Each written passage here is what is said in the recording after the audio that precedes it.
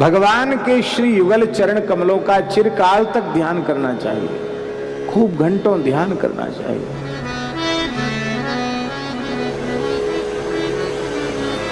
कैसे चरणों का चिंतन करना चाहिए? बोले जिन चरणों में वज्रांकुश ध्वज सरोरुह, जिन चरणों में वज्र का चिन्ह है, अंकुश का चिन्ह है, ध्वजा का चिन्ह है, कमल पुष्प का चिन्ह बना हुआ है, ऐसे चरणों का बारंबार दीर्घ काल तक चिंतन करना चाहिए, ध्यान करना चाहिए।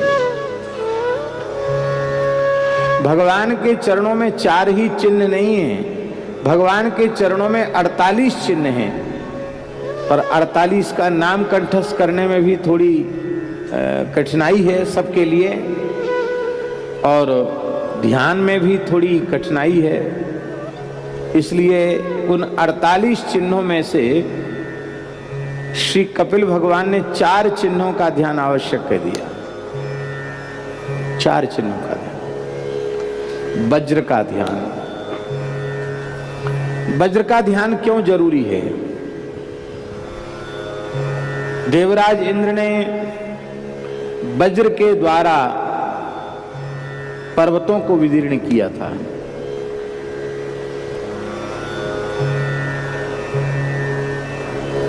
इसी प्रकार से साधक के भीतर भी बड़े बड़े पहाड़ हैं। कौन से पहाड़ हैं? पाप के पहाड़। उन पाप रूपी पर्वतों को विदीर्ण करने के लिए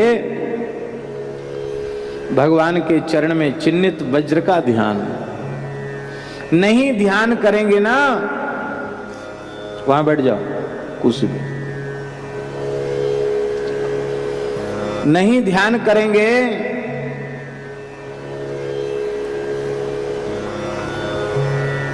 तो पाप रूपी पर्वत नष्ट नहीं होगा, और पाप नष्ट नहीं होंगे तब कोई साधन आप ठीक से कर ही नहीं पाओगे। तुलसी पूरो पापते हरि चर्चा न सुहाय।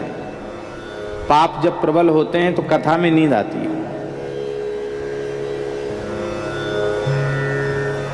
बहुत से लोग तो अब तो लोग बहुत दूर दूर बैठे हैं, कहीं भीड़ भाड़ होती तो आगे वाले की पीठ पे मुंडी पटकने लग जाते हैं।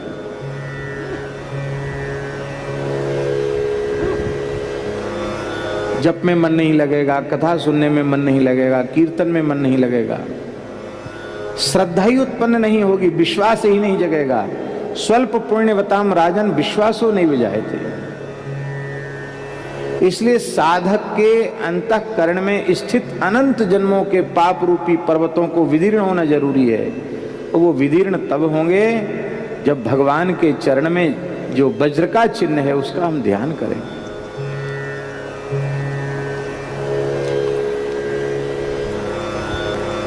सारे साधनों की सफलता इसमें है कि पहले हमारे मन का निग्रह हो, मन पर काबू हो, मनोनिग्रह। और ये मन जो है ना, इसका निग्रह सरल नहीं है, बहुत कठिन है। इतना कठिन है मन का निग्रह। परम जितेंद्रिय नर ऋषि के स्वरूप श्री अर्जुन भगवान से कह रहे हैं, चंचलम ही मनः कृष्ण प्रमाथि बलवदृढ़म तस्याहम निग्रहम मन्ये वायोरिव सुदुष्करम। हे भगवान, यह मन निश्चय ही बहुत चंचल है, मथ देता है अंतःकरण को, ये मन क्षुब्ध कर देता है। बड़ा बलवान है, बहुत ताकत है इसमें, और इतना मजबूत है कि किसी उपाय से ये बस में नहीं होता। हमको तो ऐसा लगता है कि जैसे वायु को मुट्ठी में बंद करना कठिन है, ऐसी मन का निग्रह बहुत कठिन है। अर्जुन ने इस प्रश्न को बहुत महत्व दिया। भगवान को कम से कम 1 अध्याय पूरा बोलना चाहिए था इसके ऊपर, पर भगवान ने 1 अध्याय की क्या चले, भगवान ने 1 श्लोक भी नहीं बोला, आधा श्लोक। अभ्यासेन तो कौन्तेय वैराग्येण च गृह्यते। दो चीजें बताई बाबू, अभ्यास और वैराग्य। इसी को पातंजलि योग सूत्र में कहा गया, अभ्यास वैराग्याभ्याम तन्निरोधा। अभ्यास और वैराग्य से मन का निरोध हो जाता है। अभ्यास क्या है? व्याकरण शास्त्र में अभ्यास संज्ञा किसकी होती है? एक ही शब्द को जो बार बार उच्चारण किया जाता है उसको अभ्यास कहते हैं। पूर्वोऽभ्यासः। इसका अर्थ है निरंतर श्री नाम जप को श्री ठाकुर जी ने अभ्यास माना है। और वैराग्य, ये दो चीजें हैं, अभ्यास और वैराग्य। इससे मन का निग्रह हो जाता है।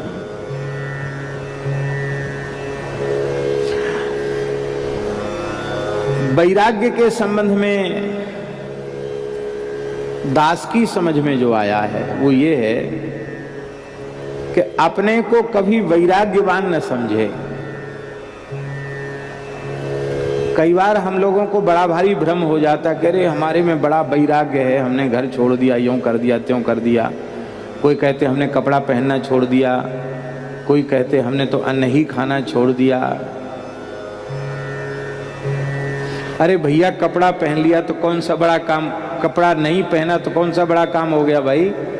84 लाख योनियों में कपड़ा पहनने वाले लोग कितने हैं? बहुमत के धारे बताओ।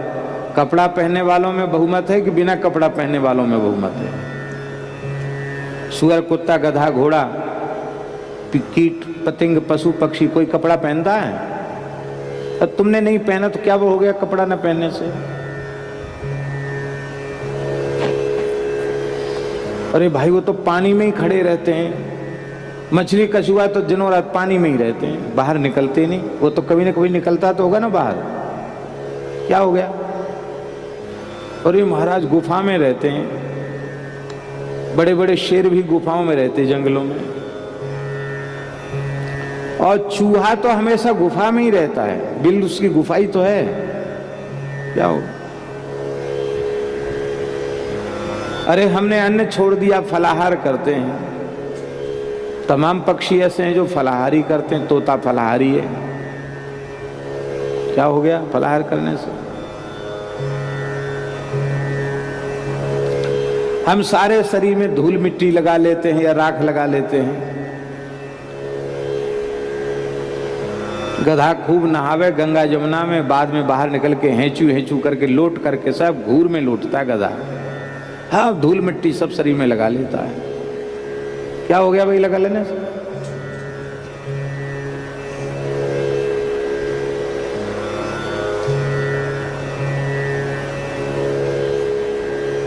इन नाटकों को तो हम वैराग्य समझ लेते हैं और विषयों का चिंतन करते रहते हैं। इसी को गीता जी में भगवान ने कहा मिथ्याचार, ये मिथ्याचार है।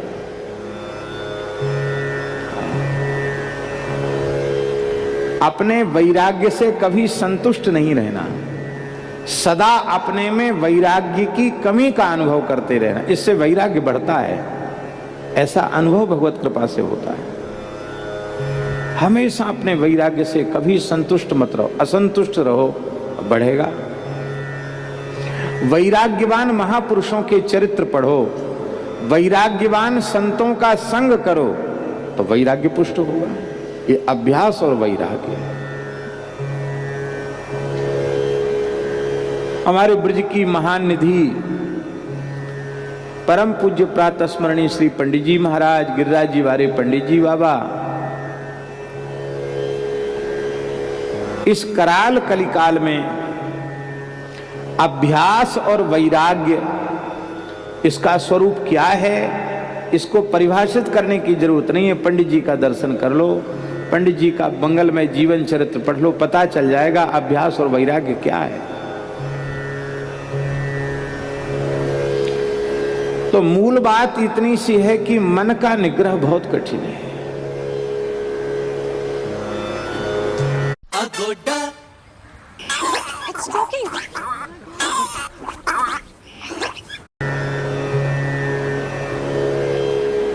तो मनोनिग्रह साधक में होना चाहिए, इसकी बहुत बड़ी आवश्यकता है। और मनोनिग्रह के कई साधन हैं।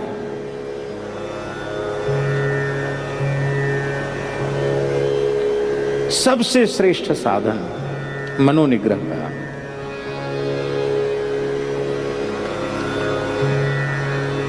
भगवान के चरण कमलों का ध्यान और उस चरण में अंकित अंकुश चिन्ह का ध्यान।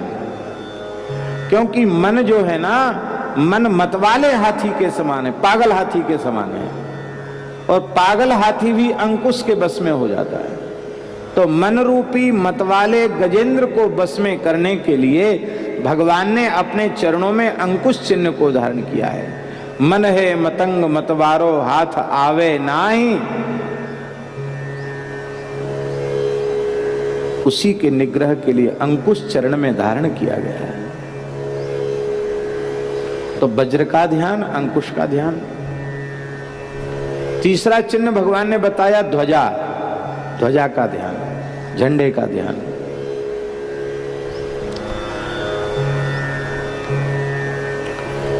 जब तक ध्वज दिखाई पड़ता रहता है फहराता लहराता हुआ, तब तक सिपाही सैनिक लड़ते हैं, और जब अपना ध्वजा नीचे गिर जाता है तो वो एकदम हतोत्साहित, तो हमारी हार हो गई, पराजित हो गई, पराजय हो गई।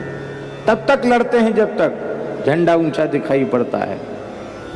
लोग गाते ना, झंडा ऊंचा रहे हमारा विजयी विश्व, क्या क्या, हाँ, विजयी विश्व तिरंगा प्यारा, झंडा ऊंचा रहे हमारा, झंडा ऊंचा रहे हमारा।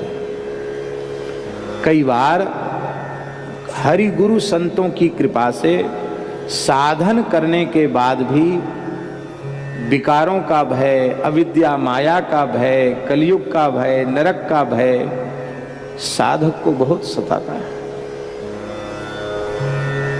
अभयत्व की प्राप्ति नहीं होती है। अभय कैसे मिले? तो भगवान की ध्वजा का ध्यान में दर्शन करने से, चरण में चिन्हित जो ध्वजा का चिन्ह है उसका ध्यान करने से अभयत्व प्राप्त होता है, निर्भयता प्राप्त होती है। अब कौन सा चिन्ह रह गया? कमल। चरण कमल, कमलवत तो चरण है ही, उस कमलवत चरण में भी कमल का चिन्ह बना हुआ है, उस कमल पुष्प के चिन्ह का ध्यान। ये कमल पुष्प का चिन्ह का ध्यान क्यों है?